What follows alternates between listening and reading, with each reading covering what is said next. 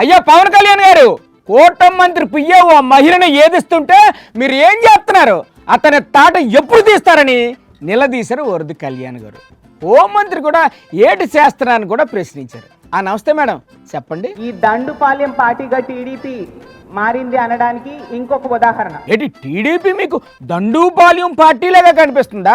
అసలు ఎందుకు అలా అనిపిస్తుంది మేడం? కూటమి ప్రభుత్వం అధికారంలోకి వచ్చాక మహిళలకి రక్షణ లేదు. మరి చంద్రబాబు గారు ఏటి చేస్తున్నారు? మాట్లాడితే చంద్రబాబు నాయుడు గారు అంటారు, ఏటంటారు? మహిళల మీద ఎవరైనా చేయి వేస్తే అదే చివరి రోజు అని. అవును మేడం, ఎక్కడికి వెళ్ళినా అదే మాట చెప్తుంటారు ఆయన. చంద్రబాబు నాయుడు గారు ఇంత పెద్ద సంఘటన జరిగింది, మళ్ళీ ఏం జరిగింది మేడం? ఒక మహిళా మంత్రి పిఏ ఈ విధంగా చేశాడు అని సాక్షాత్తు ఒక మహిళ ప్రూఫ్స్ తో సహా చూపిస్తూ ఉంటే మీరు ఎందుకు చర్యలు తీసుకోవట్లేదు? ఏమోనండి, బాబు గారికి ఇలాంటివి అస్సలు కనిపించు. పవన్ కళ్యాణ్ గారు ఎందుకండి మీరు ప్రతి సందర్భంలో కూడా డైలాగులకే పరిమితం అవుతూ ఉన్నారు? మరి ఏడు చేయమంటారా ఆయన్ని? మహిళల్ని ఎవరైనా వేధించినా వాళ్ళ మీద చెయ్యి వేసిన తాట తీస్తానని చెప్తారు పవన్ కళ్యాణ్ గారు. అవునవును, తాట తీయడంలో ఆయన్ని మించిన వాళ్ళు భూ ప్రపంచం మీద ఎవరు లేరు మేడం, తెలుసా మీకు? మరి మీ సహచర మంత్రి పిఏ ఈ విధంగా ఇంత దారుణంగా ప్రవర్తిస్తే మీరు ఎవరి తాట తీశారు?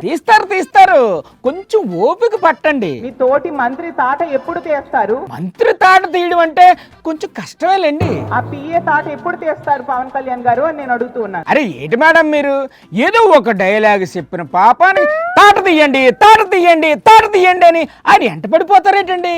తాట తీయడం అంటే ఏదో డైలాగ్ చెప్పినంత ఈజీ అనుకుంటున్నారా ఏంటి? హోంమంత్రి గారు సంధ్యారాణి గారు ఆవిడ బెస్ట్ ఫ్రెండ్స్. ఓహో, ఇద్దరు ఫ్రెండ్సా?